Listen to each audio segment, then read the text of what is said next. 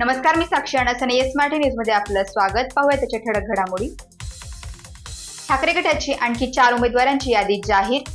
कल्याणमधून वैष्णवी दरेकर, पालघरमधून भारती कांबळी, सत्यजित पाटील, करण पवार यांना उमेदवारी.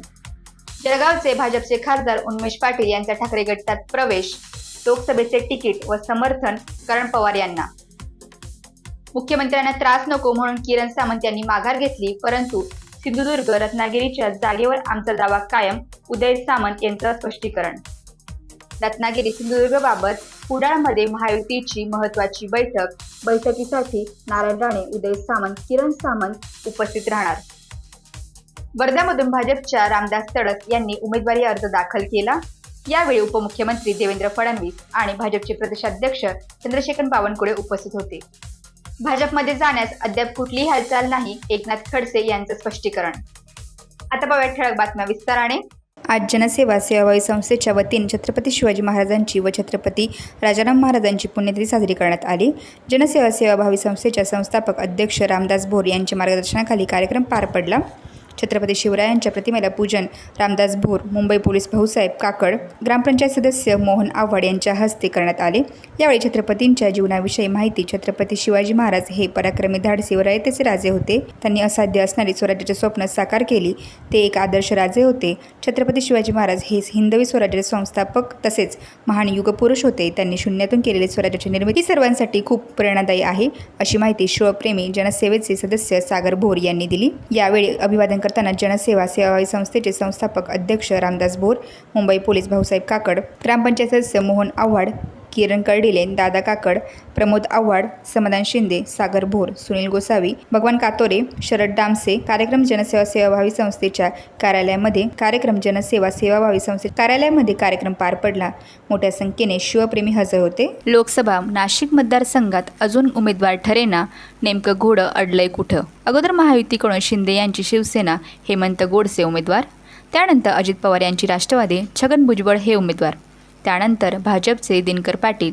त्यातच भाजपच्या पदाधिकाऱ्यांचे तसेच शिंदे यांच्या शिवसेनेची भेटी घेणारे मविप्रचे संचालक सरचिटणीस नितीन ठाकरे व शांतिगिरी महाराज यांनी 3 पक्षाच्या घेतलेल्या भेटी. या सगळ्या घालमेलीमध्ये महायुतीचं कोड अद्यापही सुटताना दिसत नाही. नेमकी महायुतीची ही जागा शिंदेंच्या सध्या असलेल्या खासदार हेमंत गोडसे यांची असून त्यांनी आपला दावा अद्यापही कायम ठेवला आहे. शिंदेंच्या जवळपास 3 दिवसाआड भेटी घेऊन शिंदेंच्या मागे लागून तसेच फडणवीस यांचीही भेट घेतल्याचे समजते, परंतु त्यांना अद्याप शब्द दिलेला नाही. त्यातच भुजबळांनी माझी उमेदवारी दिल्लीतून ठरली आहे असे सांगून नाशिक मतदारसंघाचा तिढा वाढवलेला आहे. छगन भुजबळ नेमकी भाजपच्या कमळ निशाणीवर लढणार की राष्ट्रवादीच्या घड्याळ चिन्हावर लढणार, हा मतदारसंघामध्ये मतदारांचा तसेच कार्यकर्त्यांमध्ये संभ्रम असून भाजपच्या पदाधिकाऱ्यांनी राजीनामा अस्त्र उगारल्याने तसेच भाजपच्या पदाधिकाऱ्यांच्या ही जागा आपल्या भारतीय जनता पक्षाला सोडून घ्या. शहरात 3 आमदार आपल्या पक्षाचे आहे, तरी 70 नगरसेवक आहेत. त्यांनी केलेली ही मागणी उचित आहे असं निदर्शनास आणून भाजपही या मतदारसंघावर दावा सोडत नाही आहे. महाविकास आघाडीचे उमेदवार राजाभाऊ वाजे यांच्यासमोर तुल्यबळ उमेदवारी देण्याच्या नादात हे कोड अजून गुंतागुंतीचे होत चाललेले आहे.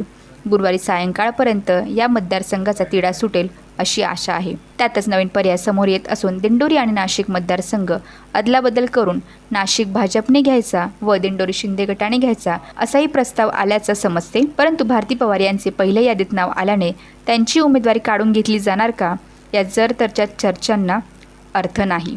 तुर्तास गोंधळ कायम आहे. संपादकीय येस मराठी न्यूज. रमजान हा इस्लामिक कॅलेंडरचा 9वा महिना आहे. जगभरातील मुस्लिम बांधव हा उपवासाचा महिना म्हणून पाळतात. मुस्लिम बांधवांच्या पवित्र रमजान पर्वास शनिवार दिनांक 2 एप्रिलपासून प्रारंभ होत आहे. इस्लाम धर्मात पवित्र रमजानला अनन्यसाधारण महत्त्व आहे. या महिन्यात अल्लाहची विशेष इबादत उपासना केली जाते. मुस्लिम बांधवांकडून निरंकार रोजे म्हणजे उपवास पाळले जातात. यावर्षी 2 एप्रिलपासून मुस्लिम धर्मियांचा पवित्र रमजान महिन्याला प्रारंभ होत आहे. 2 किंवा 3 मे 2022 रोजी चंद्रदर्शनावर अवलंबून रमजान ईद उल फितर साजरी केली जाणार आहे. या रमजान महिन्यात दिलावर शेठ तांबोळी यांची नात अनाफी दानेश तांबोळी ही 2.5 वर्षाची असून हिने पहिला रोजा ठेवला असून या रोज्यामध्ये अन्नविन आणि पाण्याविन राहावे लागते. अशा रोजासाठी तिला खूप साऱ्या शुभेच्छा आणि भावी वाटचालीसाठी सुद्धा खूप साऱ्या शुभेच्छा. येस माझ्यासाठी शहर प्रतिनिधी नाशिक. कोचरगाव जिल्हा परिषद शाळेमध्ये पोषण आहाराचे वाटप. दिंडोरी तालुक्यातील कोचरगाव येथे जिल्हा परिषद शाळेमध्ये सकाळी 7:30 वाजता येस मराठी न्यूजचे प्रतिनिधी यांनी दिली भेट. येस मराठी न्यूजचे प्रतिनिधींनी भेट दिली असताना सकाळची प्रार्थना झाल्यानंतर परिपाठानंतर विद्यार्थ्यांना पोषण आहार देण्यात येणाऱ्या राजगिरा लाडूचे वाटप करण्यात आले. यावेळी आमचे प्रतिनिधी शाळेचे विद्यार्थी व मुख्याध्यापक यांच्याशी संपर्क साधला. कोचरगाव जिल्हा परिषद शाळेमध्ये एकूण 716 विद्यार्थी असून दिंडोरी तालुक्यातील सर्वात मोठी शाळा ही कोचरगाव येथील आहे. या शाळेत एकूण 20 शिक्षक ज्ञानदानाचे काम करत असल्याचे मुख्याध्यापक पवार यांनी सांगितले.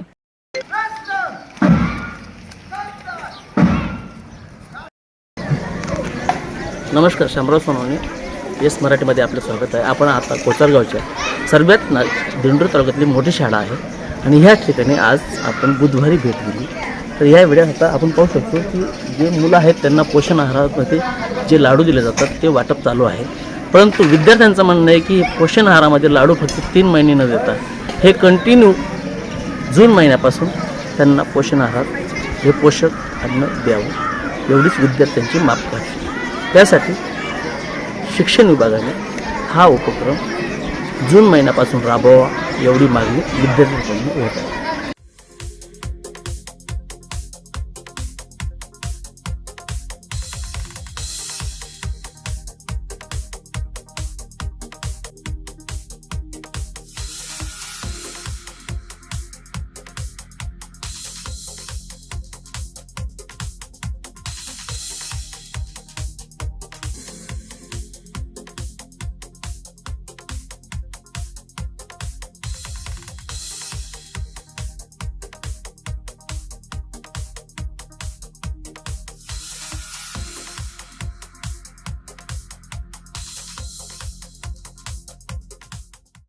बुधवारच्या दिवशी लाडू भेटतात. हां, अजून शुक्रवारच्या दिवशी अंडे व केळी. जे अंडे खात नाही त्यांना केळी भेटतात आणि जे केळी खातात त्यांना अंडे भेटत नाही. दर बुधवारी काय असतं? लाडू. आणि दर शुक्रवारी अंडे व केळी कायम हां कायम कायम दिले पाहिजे, म्हणजे शाळा उघडल्यापासून. बुधवारी अंडे भेटतात कधी कधी. बुधवारी नाही, हां, बुधवारी लाडू व बिस्किट भेटतात. बिस्किट भेटतात आणि अंडे अंडी शुक्रवारी नेहमी भेटतात. तुमचं काय म्हणणं आहे की नेहमी शाळा उघडल्यापासून भेटले पाहिजे का फक्त डिसेंबरपासून भेटतात तसे भेटले पाहिजे? नाही, नेहमी शाळा उघडल्यापासून.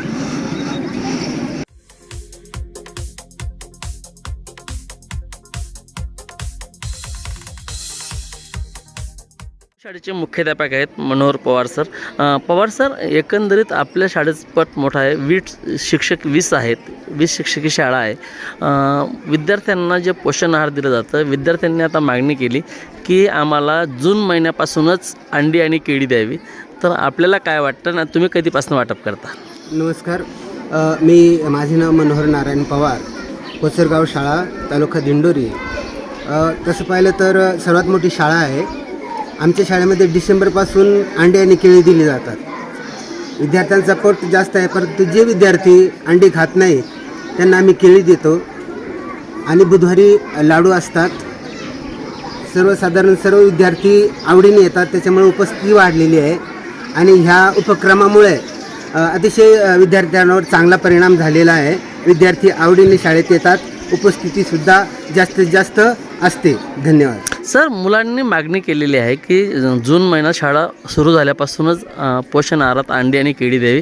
तुम्हाला काय वाटतं? आता तुम्ही रिटायरमेंटला आहेत, तर तुम्हाला काय वाटतं? एकंदरीत धोरण चांगलं आहे विद्यार्थ्यांचं, परंतु जे आहे ते आम्ही डिसेंबरपासून चालू केलेले. जून हे नाही, शासनाने हे दिलं पाहिजे का? हां, शासनाने अवश्य दिलं पाहिजे, कारण त्याचा परिणाम पहिल्या दिवशी विद्यार्थ्यांवर चांगला होणार आहे. आज अंडी मिळणार आहेत तर विद्यार्थी आवडीने येतात. काही विद्यार्थी खूप गरीब आहेत का त्यांना अंडीसुद्धा मिळत नाही, केळीसुद्धा पाहायला मिळत नाही. तर अशा विद्यार्थ्यांना आज अंडी आहेत, त्याच्यामुळे ते आनंदाने येतात आणि सर्वात अगोदर ते लहानले पोरं लवकर उपस्थित होतात, कारण त्यांना याच्या जास्त आवड होते खाण्यासाठी.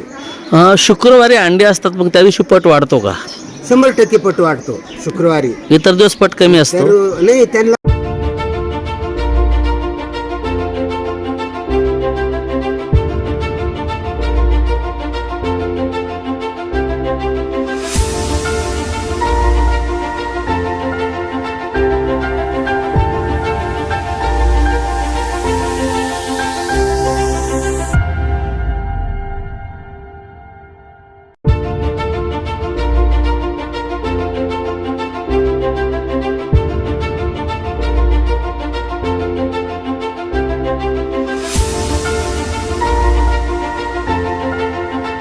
आहे, काही काही विद्यार्थी जरा मळ्यातले असतात, ते थोडे उशिरा येतात, पण पट मात्र 100% आमचा वाढलेला आहे. आणि सर्वात मोठी शाळा असल्यामुळे 716चा पट आहे. 20 लोक इथं कार्यरत आहेत आणि अतिशय सुंदर मॉडेल स्कूल आहे. त्याबद्दल आमची शाळा अतिशय प्रगतशील आहे. येस मराठीसाठी शामराव सोनवणे, दिंडोरी. जगद्गुरू श्री तुकोबाराय त्रिशतकोत्तर अमृत महोत्सवी 375वा वैकुंठ गमन सोहळ्याच्या कार्यक्रमास उत्साहपूर्ण वातावरणात प्रारंभ.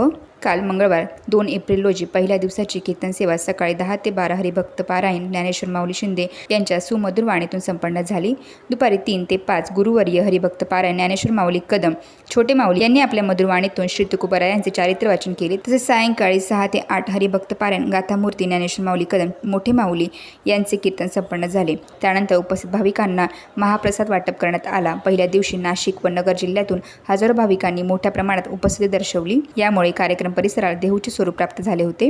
तसेच भव्य दिव्य अखंड हरिनाम सप्ताह सदिच्छा भेट देण्यासाठी श्री संत सोपानदेव संस्थान सासवड व श्री संत आदिशक्ती मुक्ताई संस्थान कोथळी तयनगर सायंकाळी 6 ते 8 या वेळेत हरिभक्त पारायण आचार्य अर्जुन गुरुजी लाड बीड यांचे कीर्तन होणार आहे. सोहळ्याच्या प्रथम दिवशी भव्य कृषी प्रदर्शन, आरोग्य, सर्व रोगनिदान व उपचार शिबिरासह रक्तदान शिबिराचे उद्घाटन संत शिरोमणी तुकोबाराय यांच्या वंशज व देहू संस्थानचे अध्यक्ष हरिभक्त पारायण पुरुषोत्तम महाराज मोरे, विश्वस्त हरिभक्त पारायण माणिक महाराज मोरे, हरिभक्त पारायण ज्ञानेश्वर माऊली कदम छोटे माऊली व उपस्थित संत महात्म्यांच्या हस्ते करण्यात आली. कृषी प्रदर्शनात सहभाग घेण्यासाठी महाराष्ट्रातल्या कानाकोपऱ्यातून कृषी यंत्रसामग्री, बचत गट उत्पादने, खाद्यपदार्थ, आरोग्य औषधी, रोपवाटिका आदी क्षेत्रात काम करणाऱ्या उत्पादकांनी सहभाग नोंदविला आहे. त्याचप्रमाणे आरोग्य शिबिरात नाशिक जिल्ह्यातील नामांकित हॉस्पिटल सेवा देत आहे. तसेच समता ब्लड बँक नाशिक यांच्या वतीने रक्तदान शिबिराचे तर लासलगाव येथील कृष्णाई मल्टीस्पेशालिटी हॉस्पिटलच्या माध्यमातून मोफत नेत्ररोग तपासणी शिबिराचे आयोजन करण्यात आलेले आहे. तुकोबाराय यांच्या देहू येथून आलेल्या पादुकांच्या दर्शनासाठी मोठा शामियाना उभारण्यात येऊन त्या ठिकाणी विद्युत रोषणाई करण्यात आलेली आहे. तसेच परिसरात नेमून दिलेले टाळकरी व विणेकरी तुकाराम तुकाराम नामघोषाचा रात्रंदिवस जप करीत आहे. मागील अनेक दिवसापासून अखंड हरिनाम सप्ताह व संगीत गाथा पारायण सोहळ्याची जय्यत तयारी चालू होती. नियोजन समितीने अतिशय सुंदर व शिस्तबद्ध पद्धतीने नियोजन केल्यामुळे कार्यक्रमस्थळाला यात्रेचे स्वरूप प्राप्त झालेले आहे. या सोहळ्यासाठी नाशिक पोलीस अधीक्षक विक्रम देशमाणी यांच्या मार्गदर्शनाखाली निफाड उपविभागीय पोलीस अधिकारी निलेश पालवे आणि लासलगाव पोलीस स्टेशनचे सहाय्यक पोलीस निरीक्षक भास्करराव शिंदे यांच्या देखरेखीखाली मुख्यालय नाशिक 50 पोलिसांची फौज गर्दी नियंत्रण व वाहतूक व्यवस्थापन यासाठी सप्ताह काळात कार्यरत असणार आहे. निफाड ग्रामपंचायतीच्या माध्यमातून अग्निशामक दलाची गाडीही उपलब्ध करून देण्यात आलेली आहे. सप्ताह काळात तालुक्यातील हजारो स्वयंसेवक स्वइच्छेने सहभागी होऊन सेवा देत आहे. नियोजन समितीच्या वतीने मुक्कामासाठी असलेल्या भाविकांसाठी यथोचित व्यवस्था करण्यात आलेली आहे. सोहळ्यासाठी जवळपास 100 एकराच्या वर जागेची व्यवस्था करण्यात आलेली आहे. तसेच पंचक्रोशीतील भाविकांनी या सोहळ्याचा लाभ घ्यावा असे आवाहन आयोजक मंडळाच्या वतीने करण्यात आलेले आहे.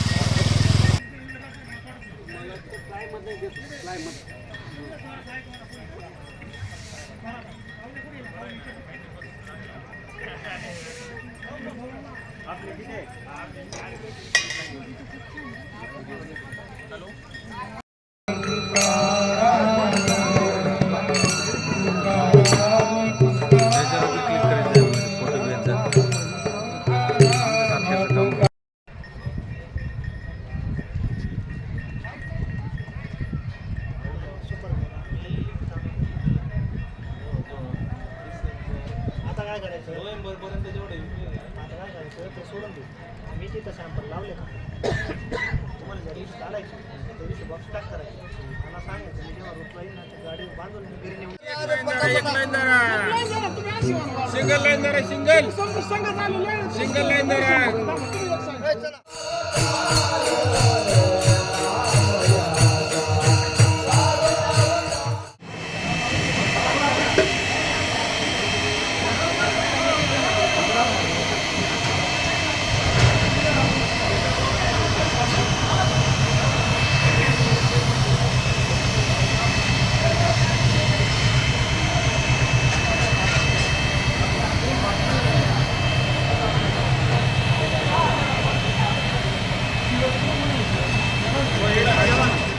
त्याला इंद्राच्या गळ्यात घातला, दुरासपणे आशीर्वाद गेला, निघून गेले. आता तो इंद्र आहे. इंद्र म्हणतो हा ब्राह्मण आहे म्हणे, माझा सत्कार कसा करावा कळतं का त्याला? काहीच कळत नाही. वाईट वाटलं, तो हार काढला आणि त्या ऐरावताच्या सोंडेवर दिला. आता मला सांगा, इंद्राला जर दुर्वासमुनीचा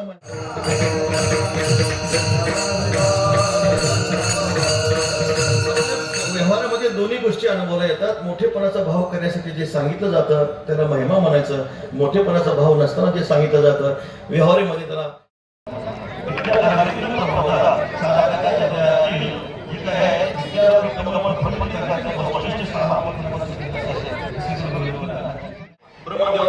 आयुष्य आहे. पण ब्रह्मदेवाचं सहस्त्रयुगपर्यंत त्या काळाच्या तारखेमध्ये सापडलेलं आहे. पुढे चिंतन करा.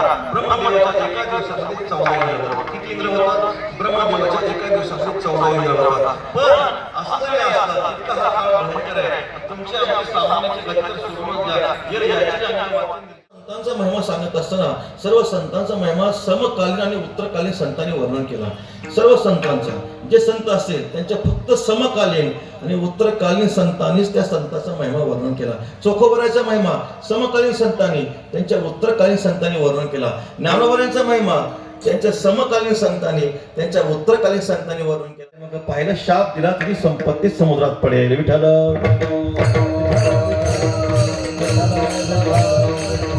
इंद्रादिक देवाला साधू पुरुषाचा महिमा कळत नाही. ब्रह्मादिक देवाला तर साधू पुरुषाचा महिमा कळतो का? ब्रह्मादिक जेथे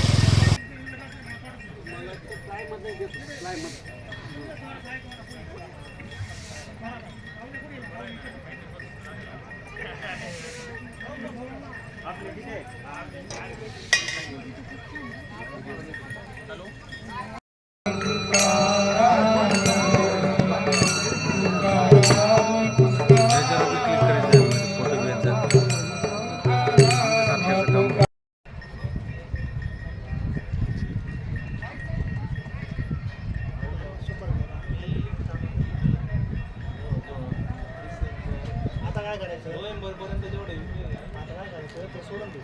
मी तिथं सॅम्पल लावले का? तुम्हाला ज्या दिवशी चालायचं त्या दिवशी बॉक्स पॅक करायचं. मला सांगायचं मी जेव्हा रोटला येईल ना त्या गाडीवर बांधून मी घरी नेऊन सिंगल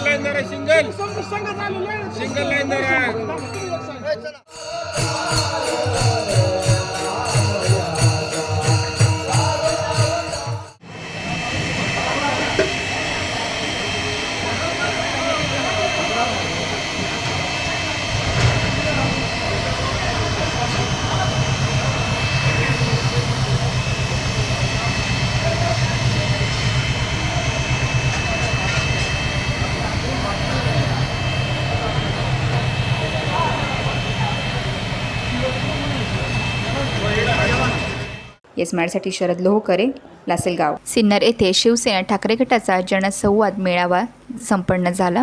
यात शिवसेना ठाकरे गटाचे पदाधिकारी बोलत होते. त्यात आत्ताच उमेदवारी जाहीर झालेले राजाभाऊ वाजे तसेच शिवसेना ठाकरे गटाचे संपर्क प्रमुख जयंत दिंडे यांनी आपले मनोगत व्यक्त केले. या प्रसंगी ते म्हणाले की ज्यांच्या मायेचा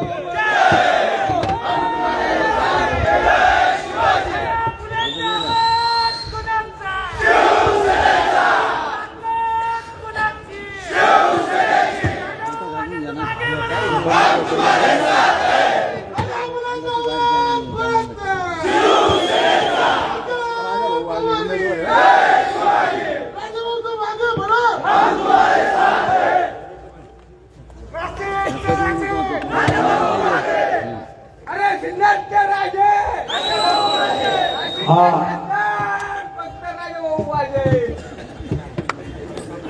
आजच्या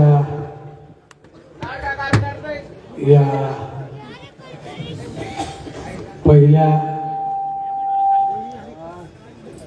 मेळाव्यासाठी उपस्थित सर्व मान्यवर, त्यात खास करून उपस्थित असलेले शिवसेनेचे जिल्हा प्रमुख आदरणीय सुधाकर बाबू गुजर, आदरणीय दत्ताजी नाना गायकवाड, आमचे मार्गदर्शक माझे आमदार आदरणीय वसंत भाऊ गीते, आदरणीय जयंत भाऊ दिल्ली, आदरणीय डी.जी. सुखवंशी साहेब, महेश भाऊ गिडवे, माझे स्नेही आदरणीय विलासांना,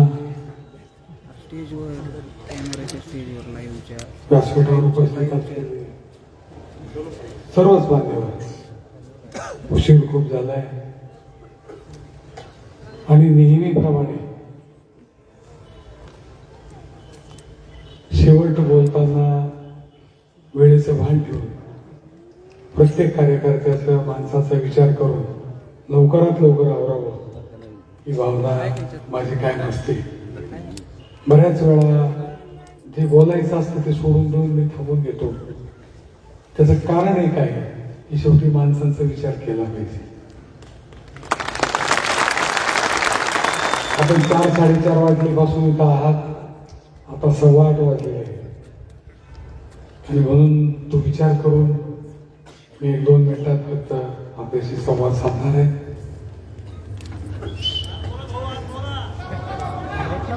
आपल्याला 49 दिवस बोलायला आहे, त्यामुळे आज सगळंच बोललं पाहिजे असं काही नाही, परंतु काही भावना व्यक्त करायला गरजेचं आहे. आज मला 10 वर्षापूर्वीचा काळ आठवतोय, जेव्हा मी शिवसेनेत प्रवेश केला, विधानसभेची उमेदवारी मिळाली, असाच उत्साह, असाच धाक सर्व कार्यकर्त्यांमध्ये माझ्यामध्ये होता. त्याचं परिवर्तन विजयात झालं. 5 वर्ष प्रामाणिकपणे जीवापाड मेहनत केली.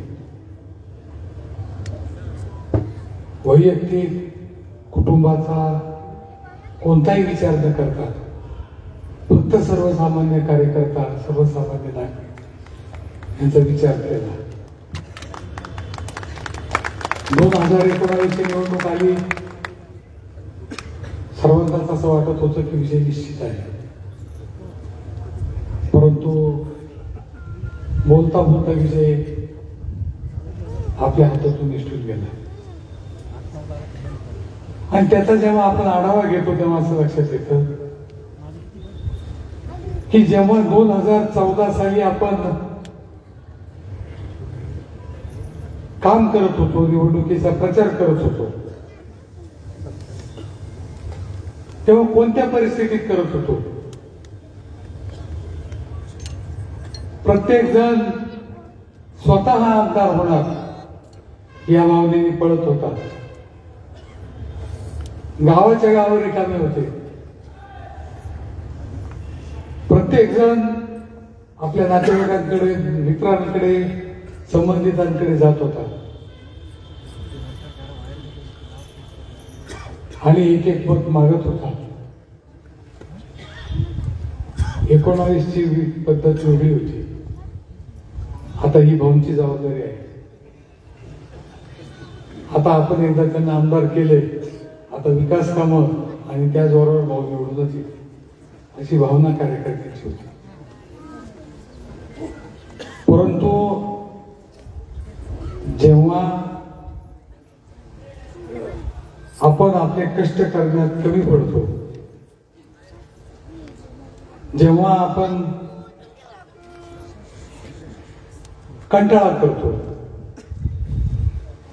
आणि जेव्हा आपण आयती होतो तेव्हा मला वाटतं की आपला पराभव 100% होतो. शेवटच्या 4-5 दिवसात मला दिसत होतं की निवडणूक आपल्या हातातून बाजूला जाते, परंतु कार्यकर्त्यांचा उत्साह जसा 14 साली होता तसा 19 साली नव्हता. आपण जिंकलो ही खुशालकीची भावना होती आणि गर्वाचं घर नेहमी खाली असतं, त्याप्रमाणे पराभव झाला. मला वाटतं 2014 साली सारखी आजची परिस्थिती मला दिसते. आपण एकूणच त्या पराभवातून शहाणे झालेलो आहोत असं मला वाटतं. आणि म्हणून ज्या पद्धतीने आपण 2014 साली काम केलं त्याच पद्धतीने 2024 साली काम करावं लागणार आहे, कारण ही लढाई खूप मोठी आहे. 3 लाख मतदारसंघाचा मतदारसंघ आणि 19 लाख मतदान असलेला मतदारसंघ याच्यात जमीन आसमानाचा फरक आहे. त्याच्यातले 3.5 मतदारसंघ हे केवळ शहरी मतदारसंघ आहेत.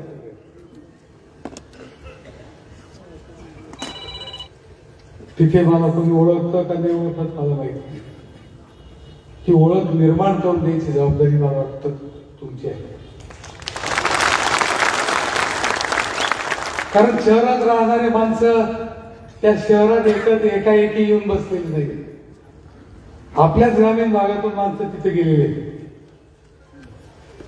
आणि आपलेच कोणीतरी नातेवाईक, आपलेच कोणीतरी मित्र, आपलेच कोणीतरी संबंधित ते सर्वजण आहेत.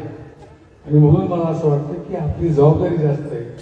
आपण माझी ओळख त्यांच्यापर्यंत करून द्यायची जबाबदारी आपली सर्वांची आहे आणि ती जबाबदारी तुम्ही नक्कीच पार पाडाल ही माझी आशा आहे, भावना आहे. आणि म्हणून मला हा संवाद साधायचा आहे. मी आज सकाळपासून सिन्नर तालुक्यात काही ठिकाणी गेलो, उद्या काही ठिकाणी जाणार आहे, नंतर काही दिवस नाशिकमध्ये फिरणार आहे. बऱ्याच लोकांचं असं म्हणणं होतं की तुम्ही सिन्नर तालुक्यात फिरलंच नाही पाहिजे, परंतु त्यांच्या भरोश्यावर ही निवडणूक लढवायची. त्यांना विनंती केल्याशिवाय, त्यांचा आशीर्वाद घेतल्याशिवाय पुढे जाता येणार नाही.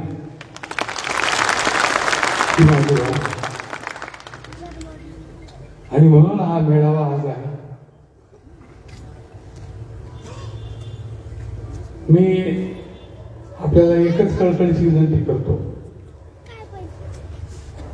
की 48-49 दिवस या प्रचंड उष्णतेत आपल्याला काम करावं लागणार आहे. ते काम करत असताना नियोजनबद्ध काम करावं लागणार आहे. निवडणुकीच्या उमेदवार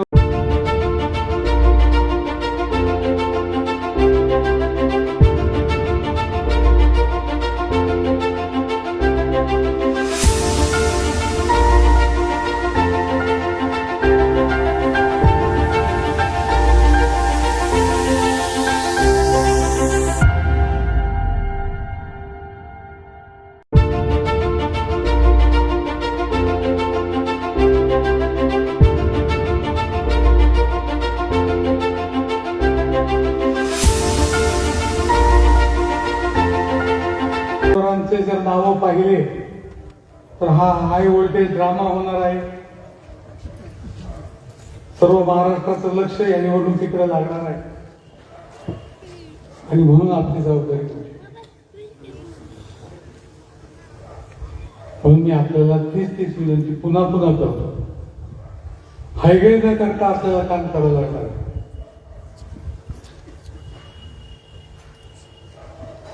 मी या निमित्ताने एकच सांगू इच्छितो की आजपर्यंत भ्रष्टाचाराचा किंवा कसलाही आरोप माझ्यावर झाला नाही. आरोप झाला नाही म्हणजे मी भ्रष्टाचारी आहे पण लोकांच्या लक्षात आलं नाही. मी चोरी केली परंतु मला पोलिसांनी धरलं नाही, असं अजिबात नाही. भ्रष्टाचाराचा आरोप झाला नाही म्हणजे मी भ्रष्टाचार केला नाही. आणि म्हणून मला वाटतं ही टॅगलाईन घेऊन आपल्याला जायची. महाराष्ट्र औद्योगिक वसाहत सिन्नरला आहे, सहकारी औद्योगिक वसाहत सिन्नरमध्ये आहे. आपण कोणत्याही उद्योजकाला जाऊन विचारू शकता. खंडणी हा शब्द सोडून द्या. 1 रुपयाची वर्गणी देखील आम्ही कधी कधी मागितली.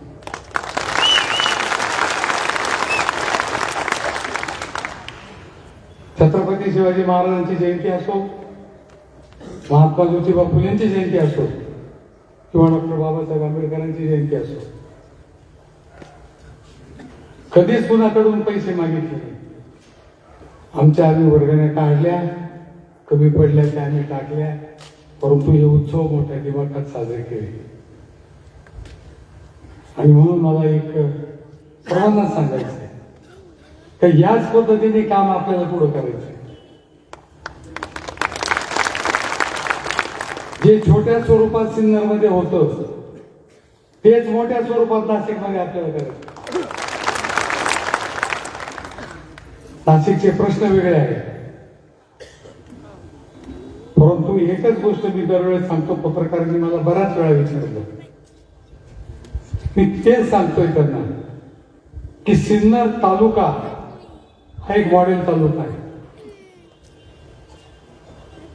सिन्नर एक छोटस शहर आहे. रेकॉर्डला लोकसंख्या 65,000 आहे, परंतु 1.5 लाख लोक कमीत कमी राहतात. ते नागरी समस्या किती मोठ्या आहेत हे आपल्या लक्षात येईल. 2 औद्योगिक वसाहती आहेत, त्याच्यामुळे कामगारांचा प्रश्न, उद्योजकांचे प्रश्न, हे सर्व मला ज्ञात आहे. टाकेरगड हा आदिवासी बहुल आहे, त्यामुळे आदिवासी समाजाचे काय अडचणी आहेत हे देखील मला माहिती आहे. तालुका दुष्काळी आहे, काही भागात जास्त पाऊस पडतोय, त्यांच्या समस्या वेगळ्या आहेत. आणि म्हणून ज्या समस्या नाशिक मतदारसंघात आहे त्या सर्व समस्यांच्या छोट्याशा प्रमाणात अनुभव 5 वर्षाचा माझ्याकडे आहे. आणि म्हणून हा एक नवीन कोणीतरी चंद्रावर माणूस आला आणि काहीतरी नवीन काहीतरी करायला पाहतो असं नाहीये. हे सगळी जाणीव मला आहे. फक्त मेहनत घ्यायची ताकद, मेहनत घ्यायची जी गरज आहे ती माझ्यामध्ये आहे. मी आजपर्यंत प्रचंड मेहनतीवर प्रपंच असो किंवा राजकारण असो आर्थिक बळ सोडून या निवडणुका लढणे आणि माणसं निवडून येणे, माणसं निवडून आणणे, हे जे सगळी किमया झालेली आहे ही केवळ मेहनतीच्या जीवावर झाली. आणि म्हणून आज या सर्व नेते मंडळांना विशेष वाटत असेल की ही माणसं असे कसे आहे.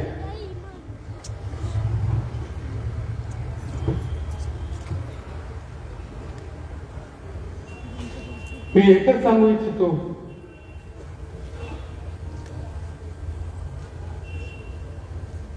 हे असे आहे म्हणूनच मी असा आहे.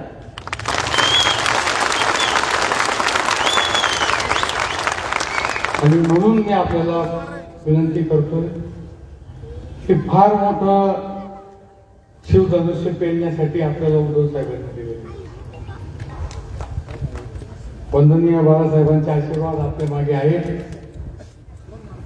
परंतु शिवधनुष्य पेलण्याची ताकद तुमच्या आधाराने आम्ही करणार आहे. आम्ही सर्वजण करणार आहोत, पण तो आधार, मुख्य आधार तुमचा आहे.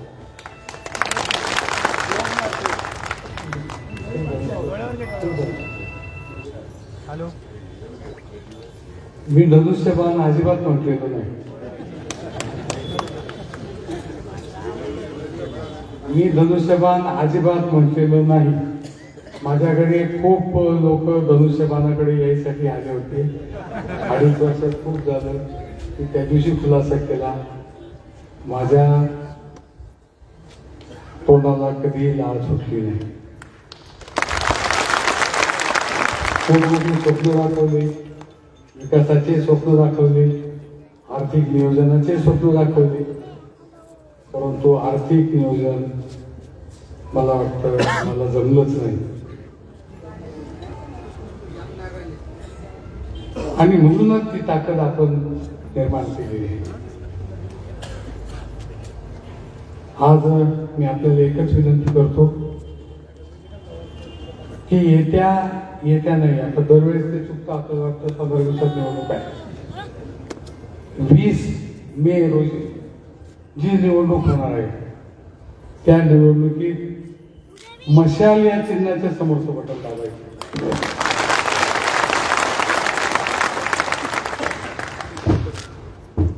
आणि ही धगधगती मशाल आपण जीवापाड जपून पुढे न्यायची आहे. त्यासाठी लागणारी ताकद, त्यासाठी लागणारी मेहनत, त्यासाठी लागणारे कष्ट मी स्वतः करणारच आहे, परंतु तुमची साथ मला पाहिजे. मतदान करताना जास्तीत जास्त मतदान कसं होईल याची जबाबदारी आपली सर्वांची आहे. आणि म्हणून आपल्याला सर्वांना मनपूर्वक विनंती आहे, मी आपल्या भेटीला येण्याचा प्रयत्न करतोच आहे, परंतु आपल्या भेटीला येताना मतदारसंघ खूप मोठा आहे. कधी येणार कधी नाही येणार आपल्याला सांगता येणार नाही, परंतु होता होईल तेव्हा प्रत्येकाच्या भेटीला येण्याचा मी प्रयत्न करणार आहे. भेट होईल नाही होईल, परंतु आजची ही भेट आपण स्मरणात ठेवून 20 मे रोजीच्या मतदानासाठी सज्ज व्हावं ही विनंती करतो. ते सर्व नागरिक इथे मंडळी आले आणि आपला अमूल्य वेळ देऊन आपल्या सर्वांना आपल्याला मार्गदर्शित केलं, त्याबद्दल त्यांचंही आणि आपण सर्वजण एवढ्या वेळापर्यंत उपस्थित राहिला त्याबद्दल आपण सर्व आभार मानतो. थांबतो. जय हिंद. एकच मिनिटं उठू नका कोणी. यानंतर आभार प्रदर्शनासाठी पूर्व भागाचे नेते मजूर फेडरेशनचे संचालक भारतशेठ कोकाटे, तत्पूर्वी नारायणशेठ वाजे यांच्या कन्या वैशाली नारायण वाजे अर्थात वैशाली सतीश शिरोळे यांनी आतापर्यंत जे सर्व्हिस मध्ये नाशिक लोकसभा 2024 महाविकास आघाडीचे अधिकृत उमेदवार आपल्या सर्वांचे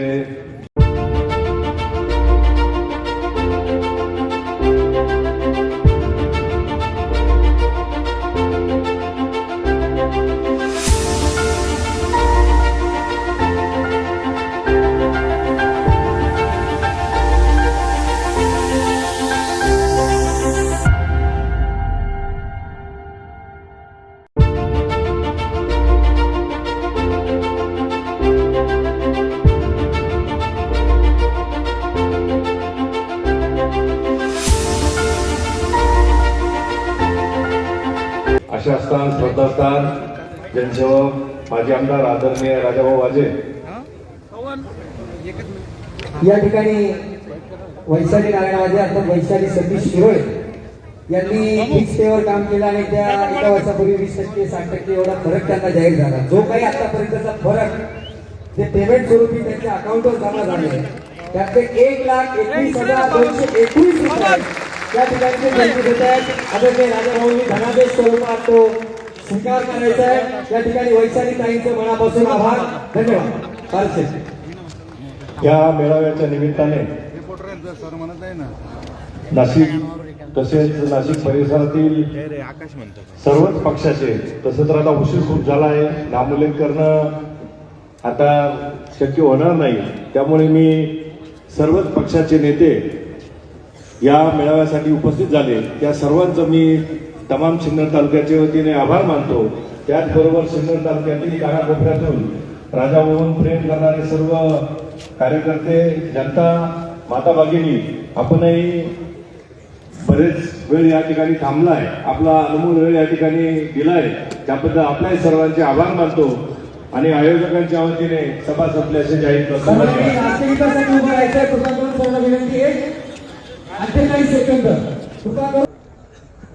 भारतीय राष्ट्रीय काँग्रेस, सीपीआय, सीपीआयएम,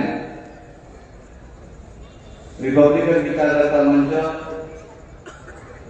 त्याच पद्धतीने उपस्थित असलेले व्यासपीठावरील सर्व पदाधिकारी आणि खऱ्या अर्थाने इतिहास घडवण्यासाठी या ठिकाणी स्वतःच्या बाजूमध्ये महाराष्ट्र अस्मितेचं अंगात ठेवून मतदान करून राजाभाऊ वाजे यांना भरघोस मताने निवडून आणण्यासाठी सज्ज असलेल्या माझ्या सिन्नरकर बंधूंनो आणि माझ्या माता भगिनींनो, आधीच्या वक्त्यांचं आपण ऐकलं, निवडणूक कशी आहे, काय आहे, तुम्हाला लाभलेला, मला लाभलेला उमेदवार कसा आहे. बांधवांना निवडणुका येतच राहतात, निवडणुका आल्या तर त्याच्या जातात, पण कोणाची निवडणुकीमध्ये काय होते, कोणाचा पराभव होतो. परंतु बागायतीने जर विचार केला तर 2024 ची ही लोकसभेची निवडणूक खऱ्या अर्थाने वेगळ्या पद्धतीची निवडणूक आहे. आजपर्यंत तुम्ही निवडणुका जिंकल्या, निवडणुका हरल्या किंवा निवडणुका लढवल्या, त्या आपण स्वतः जिंकण्यासाठी लढवल्या. त्याच्यापेक्षा चांगला कार्यकर्ता असेल, तत्वाला मानणारा कार्यकर्ता असेल, त्यांनी निवडणूक लढवली, स्वतःच्या पक्षासाठी निवडणूक लढवली. त्याच्यापेक्षा कडवट कार्यकर्ता असेल तर त्यांनी विचारांसाठी निवडणूक लढवली, स्वतःच्या नेत्याला मोठं करण्यासाठी निवडणूक लढवली. परंतु बांधवांना मग मी म्हटल्याप्रमाणे 2024 ची निवडणूक ही खऱ्या अर्थाने वेगळी निवडणूक आहे. याचा अर्थ जर आपण बारकाईने बघितला, आपण जिकडे बघाल तिथे या हिंदुस्थानामध्ये, या महाराष्ट्रामध्ये अराजकता मांडलेली आहे. धर्माधर्मामध्ये ते जाती जातीमध्ये भांडणं आहे. माणसामध्ये एक जहरी विष पेरल्या गेलेला आहे.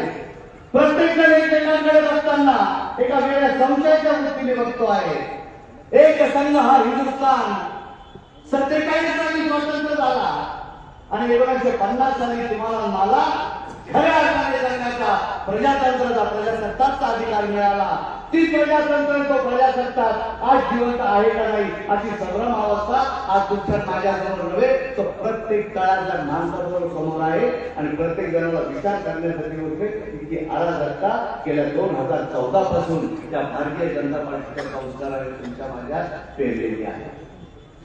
मन मानेल तसा कारभार, संविधान डोक्यात बसवला. आज तुम्हाला सांगतो, माझ्यानंतर बोलणारे वक्ते बरोबर आहेत, भरपूर आहेत, परंतु ही निवडणूक का लढवायची, कशासाठी लढवायची आणि राजाभाऊचा विजय हा तुमच्या माझ्यासाठी किती महत्वाचा आहे हे मला फक्त या थोडक्यात तुम्हाला सांगायचं आहे. आजपर्यंत प्रत्येक व्यासपीठावर आपण महामानवांची पूजा करताना तुम्ही बघितलेली बांधवांना 2014 पासून 2019 पर्यंत आणि आज 2019 पासून 2024 पर्यंत जर संपूर्ण भारतामध्ये बघितलंय तर संपूर्ण भारतामध्ये जुमलेशाहीच्या नावावर भारत हा पूर्णपणे नेस्तनाभूत करून तुमचाच प्रजासत्ताक, माझं प्रजासत्ताक धोक्यात आणण्याचा प्रयत्न या ठिकाणी सुरू. आणि म्हणून बांधवांना तुम्हाला सांगतो मी, प्रत्येक व्यासपीठावर महामानवांची पूजा केली जाते, परंतु आज जर भारताने बघितलं तर शिवसेनेच्या या व्यासपीठावर, राजाभाऊंच्या या सिन्नरच्या प्रजासत्ताकाच्या या व्यासपीठावर खऱ्या अर्थाने तुमचं माझं प्रजासत्ताक राखण्यासाठी संविधानाची पूजा या ठिकाणी करण्यात आलेली आहे. आणि म्हणून बांधवांना तुम्हाला मी आग्रहाने सांगतो, तर संविधान वाचवण्याची ही युद्ध, संविधान वाचवण्यासाठी ही निवडणूक खऱ्या अर्थाने आपल्याला लढवायची आहे, नुसती लढवायची नाहीये, ती भरघोस मताने निवडून तुमच्या माझ्या सिन्नरचा हा भारतप्रेमी राष्ट्रप्रेमी नागरिक खऱ्या अर्थाने खासदार म्हणून त्या दिल्लीमध्ये पाठवायचा. बांधवांनो, बारकाईने विचार केला तर तुम्ही महाराष्ट्राची परिस्थिती बघतोय. काय परिस्थिती आहे महाराष्ट्रामध्ये? बापने बापाचा लेख नाही देतात अशी परिस्थिती सुरू आहे. डोकं झालं तर पाय उघडे पडतात, पाय झालं तर डोकं उघडे पडतात, अशी अस्थिर अवस्था या महाराष्ट्रामध्ये झाली. कोण हक्कांनी आमचे माझे बंधू नितीन भोसले यांनी अतिशय चांगल्या पद्धतीने वर्णन केलेले. एकीकडे समाजकार्याचा व्रत हातात घेतलेला कर्मवीर माणूस, तर दुसरीकडे पैशासाठी लाचार असलेला पाठीत खंजीर पुरुष चपाती तिरंजन देऊन दुसऱ्यांचे उंगरे जिरवणारे माणसं. संपूर्ण परिस्थिती अशी झालेली आहे. ही अशी परिस्थिती का झालेली आहे तर मला मी बाळांवर सांगितल्याप्रमाणे 2014 पासून तर 2024 पर्यंत ही जी भारतीय जनता पार्टीची संस्कृती तिला या देशामध्ये या संविधानाला तोडमोड करून संपवून त्या ठिकाणी एक छत्री कारभार, संविधान शून्य कारभार म्हणजे हुकुमशाही लागण्याची आहे. एक पावलं तुम्ही बघितले. दिवसा डोळ्या बाहेर माझ्या महिला मंडळाने माफ करावं. दिवसा डोळ्या मणिपूरमध्ये कारगिलच्या युद्धामध्ये जे युद्ध केलं शहीद झाला त्याच्या बायकोची नंद हिंद काढल्या जाते. ती अराजकता परंतु पंतप्रधान त्या ठिकाणी भेटायला जात नाही. ही अवस्था ही अराजकता या हिंदुस्थानामध्ये आहे. दुसऱ्या बाजूला त्यांनी मेडल मिळवून दिलेलं आहे. अशा महिलांना दिवसा डोळ्या प्रजातंत्राचा मंदिर असलेल्या संसद भवन, त्या संसद भवनाच्या उद्घाटनाच्या दिवशी दिवसा डोळ्याच्या माझ्या माता भगिनी ज्यांनी गोल्ड मेडल आणलेल्या कुस्तीपटूंना दिवसा डोळ्या रस्त्याने फरफटत चाललंय अशी परिस्थिती, अशी अराजकता या ठिकाणी आहे. आणि म्हणून बांधवांना कुठल्याही जर त्यांच्या आला, कुठल्याही हुकुमचा आला, जर त्या देशावर राज्य करायचं असेल तो त्यांच्या शक्तिस्थानावर आक्रमण करतो. आणि थोडक्यात सांगायचं झालं तर या हिंदुस्थानाचे शक्तिस्थान 3 आहे. एक बंगाल, एक पंजाब आणि दुसरा महाराष्ट्र. ममता दीदींच्या मागे किती भारतीय जनता पार्टी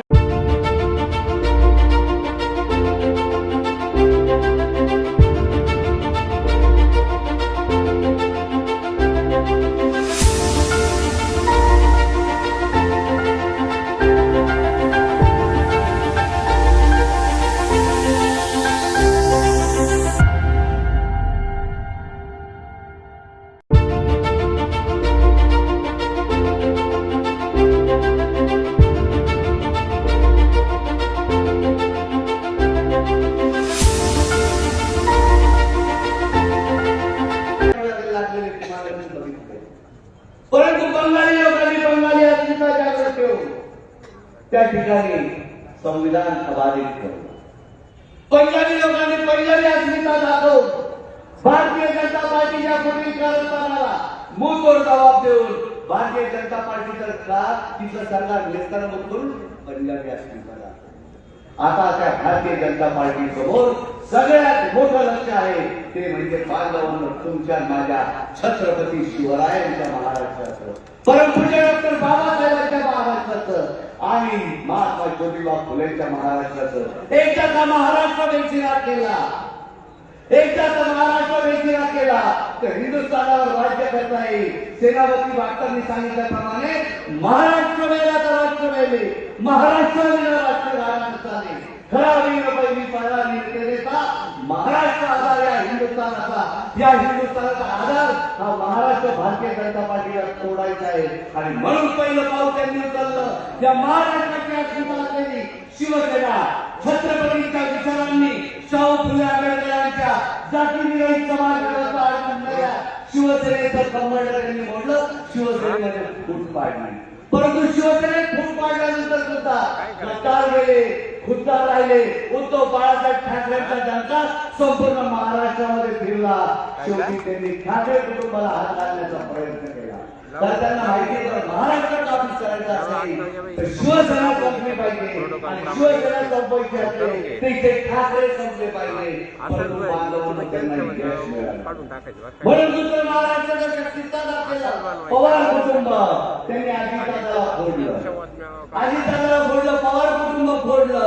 परंतु जसे पवार साहेब महाराष्ट्राच्या भूमीवर निघाले 84 वर्षाचा योद्धा ज्या महाराष्ट्राच्या भूमीकडे या जनतेच्या न्यायालयात आला तर लोकांनी प्रमुख त्याला आशीर्वाद दिला आणि भारतीय जनता पार्टीचा मनसुबा तिथे धराशायी केला. आणि म्हणून बांधवांना मला मी म्हटल्याप्रमाणे ही निवडणूक वेगळ्या अर्थाने आहे. या हिंदुस्थानाला वाचवायचं असेल तर संविधान वाचवलं पाहिजे. संविधानाला वाचवायचं असेल तर तुमचा आणि माझा महाराष्ट्र वाचवला पाहिजे. तुमच्या माझ्या महाराष्ट्राला वाचवायचं असेल तर ठाकरे आणि पवार वाचले पाहिजे. आणि ठाकरे पवारांना जर वाचवायचं असेल तर तुमच्या सिंहाचा राजा भाऊ आहे हा निवडून आलाच पाहिजे. ही सोबत ठेवतो मी या ठिकाणी चाललं पाहिजे. आणि म्हणून बांधवांना तुम्हाला मी सांगतो, नेता नव्हे कार्यकर्ता, नेता नव्हे कार्यकर्ता, मशाल हातात घेऊन राजा भाऊ सर्वांकरता सर्वांकरता. जय हिंद, जय महाराष्ट्र. धन्यवाद. यानंतर माझे आमदार पुन्हा सगळे येतात आणि म्हणून वाजेंनी खूप चांगलं सांगितलं या ठिकाणी ज्यांनी मेळावा घेतला तेव्हा की आम्ही शहरात काम करतो. नितीन भोसलेंनी उल्लेख केला. पण ही निवडणूक वेगळी आहे.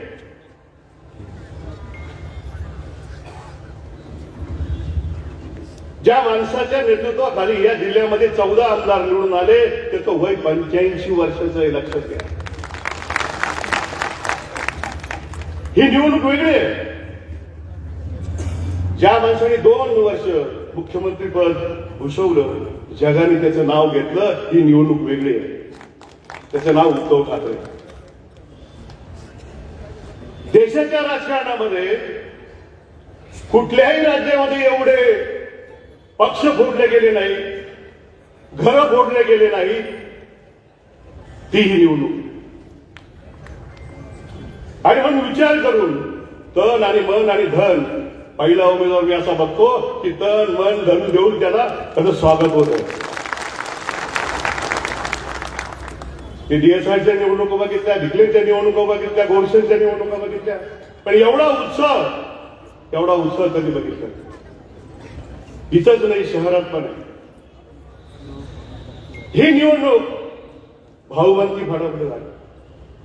निवडणूक सगळ्यात मोठी निवडणूक ही जी असेल तर जातीमध्ये मतभेद करणारी ही निवडणूक आहे, ते तुम्ही मी लक्षात घ्या. पण त्याच्या पाठीमागे एकच कविता आहे, ज्याला सत्ता पाहिजे. मी पुन्हा येईल. ते कीर्तनकार आपले नाही का म्हणायचे, ऊर्जा. मी पुन्हा येईल. एका कीर्तनकाराने प्रबोधन करताना म्हटलं, त्या महाराष्ट्रामध्ये सगळ्यात जास्त क्लिप व्हायरल झाली. या बसा आमच्या बोकांडी.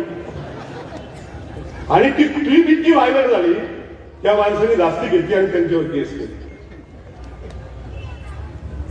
आणि एका माणसाने आता महाराष्ट्र नक्कीच झाला. एका बाजूला पडवळकर, एका बाजूला भुजबळ, एका बाजूला शिंदे. त्यांनी उठायचं, ओबीसीचं नेतृत्व करायचं. मुख्यमंत्र्यांनी सांगायचं जरांगे थांबा. आता तुम्ही निर्णय घेतला पाहिजे ना. महाराष्ट्र भेटलाय ना.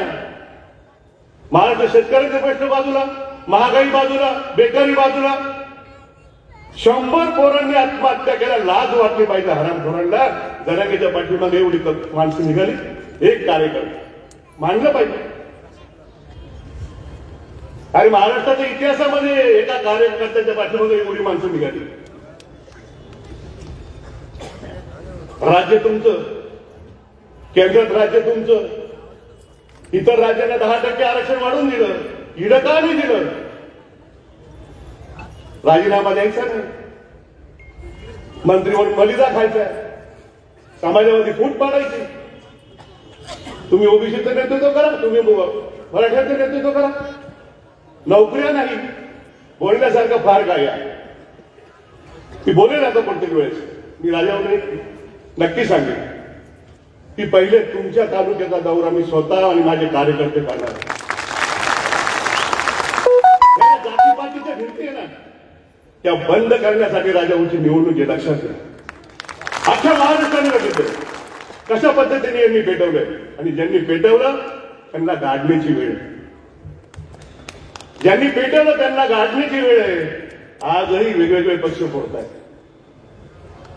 विचार करून मतदान करण्याची वेळ. सकाळी कालिका मंदिरमध्ये गेलो, 2 उद्योजक उभे होते दर्शन घेऊन. मी त्यांना भेटलो आणि विनंती केली, भाऊ काय चाललंय? म्हटलं काही नाही, लोकसभा आले त्यासाठी फिरावं लागणार आहे, तुमच्याकडे येतोच. ते म्हणे यायची गरज नाही, राजाभाऊ निवडून आलेले आहे. मी ग्राउंडवर जातो फिरायला, गुजराती मारवाडी सगळे मंडळी असतात. ते सुद्धा सांगतात आम्हाला ओपन बोलता येईल. कोणी कांद्याचे व्यापारी आहे, कोणी आडत चालवतात, ईडी सीबीआयचा रेड पाडतात. त्यामुळे आम्ही बोलणार नाही, यांचं काम करल्याशिवाय आम्ही राहणार नाही. आणि म्हणून त्यांच्यापर्यंत पोहोचण्याचं काम तुम्हाला मला करायचंय. त्या दृष्टिकोनातून सर्वांनी प्रयत्न करायचे. मला असं वाटतं तुम्ही नाशिकची चिंता करू नका. नाशिकमध्ये जर आम्ही एवढी जर कामाला लागलो ना, उमेदवार कोणी असो त्याचं काम काढल्याशिवाय आम्ही राहणार नाही. आणि म्हणून कष्ट घ्यावे लागते. वाजेने खूप चांगलं सांगितलं, कोणाचे बोर्ड लावू नका, कोणाच्या सभा लावू नका, कोणाच्या विरुद्ध बोलू नका.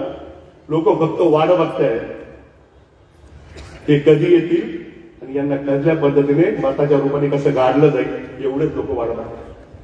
माझ्या तरुण मित्रांना मी एक सांगेन, त्याच्यानंतर आपल्या निवडणूक आहे, ग्रामपंचायत आहे, जिल्हा परिषद आहे, नगरपालिका आहे, महापालिका आहे. अशाच प्रकारच्या ताज्या घडामोडींसाठी yes Marathi news YouTube channel share करा, सबस्क्राईब करा, लाईक करा आणि पाहत राहा येस मराठी न्यूज.